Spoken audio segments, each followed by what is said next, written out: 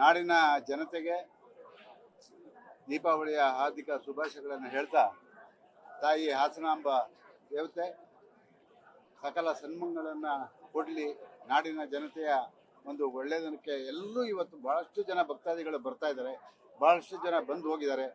ಈ ಬಾರಿ ಅಂತೂ ಭಾಳ ವ್ಯವಸ್ಥಿತವಾಗಿ ಜಿಲ್ಲಾಡಳಿತ ಮತ್ತು ನಮ್ಮ ಉಸ್ತುವಾರಿ ಮಂತ್ರಿಗಳಾದಂಥ ಕೃಷ್ಣ ಬೈರೇಗೌಡರು ಎಲ್ಲ ಅಧಿಕಾರಿಗಳು ಕೂಡ ಶ್ರಮಪಟ್ಟು ಇವತ್ತು ಒಳ್ಳೆಯ ಕೆಲಸ ಮಾಡಿದ್ದಾರೆ.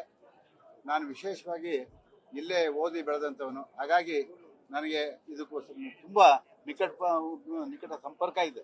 ಇಲ್ಲೇ ಕಾಲೇಜಲ್ಲಿ ಓದ್ತಾ ಇದ್ದಿದ್ದು ನಾನು, ಹಾಗಾಗಿ ಆ ದೇವಿ ದರ್ಶನಕ್ಕೆ ಪ್ರತಿ ವರ್ಷ ಬರ್ತೀನಿ. ಈ ವರ್ಷ ಕೂಡ ಬಂದಿದ್ದೀನಿ. ನಾಡಿನ ಜನತೆಗೆ ವಿಶೇಷವಾಗಿ ಎಲ್ರಿಗೂ ಕೂಡ ಒಳ್ಳೆಯದಾಗಲಿ, ತಾಯಿ ಆಶೀರ್ವಾದ ಎಲ್ಲರ ಮೇಲೆ ಇರಲಿ ಅಂತಕ್ಕಂಥ ಮಾತನ್ನು ಹೇಳ್ತಾ, ಈ ವ್ಯವಸ್ಥಿತವಾಗಿ ಮಾಡಿರೋದಕ್ಕೆ ಜಿಲ್ಲಾಡಳಿತವನ್ನು ವಿಶೇಷವಾಗಿ ಅಭಿನಂದಿಸ್ತೀನಿ.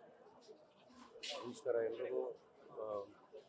ಹಾಸನಾಂಬೆ ಅಂದರೆ ಇದು ಭಾಳ ವಿಶೇಷವಾದ ಸಂದರ್ಭ. ಎಲ್ಲರಲ್ಲಿ ಇರುವಂಥ ಭಕ್ತಿನ ಬೆರಗು ಮಾಡಿಸುವಂಥ ಸಂದರ್ಭ ಇದು. ಸೊ ಹಾಗಾಗಿ ಬಹಳ ಎಲ್ಲ ಭಾಗಗಳಿಂದ ಬಂದು ಜನ ಇಲ್ಲಿ ಆಶೀರ್ವಾದವನ್ನು ಪಡ್ಕೊಂಡು ಹೋಗುವಂಥ ಸಂದರ್ಭ ಇದು.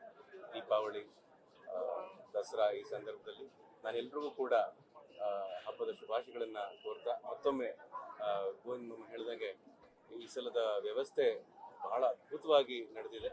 ಎಲ್ಲರಿಗೂ ಕೂಡ ಅವಕಾಶ ಸಿಕ್ಕಿದೆ. ಎಲ್ಲರೂ ಕೂಡ ಬಹಳ ನೆಮ್ಮದಿಯಾಗಿ, ಬಹಳ ಶಾಂತತೆಯಿಂದ ಅಮ್ಮನ ದರ್ಶನ ಮಾಡಿ ಆಶೀರ್ವಾದ ಪಡ್ಕೊಂಡು ಹೋಗುವಂಥ ಅವಕಾಶ ಆಗಿದೆ.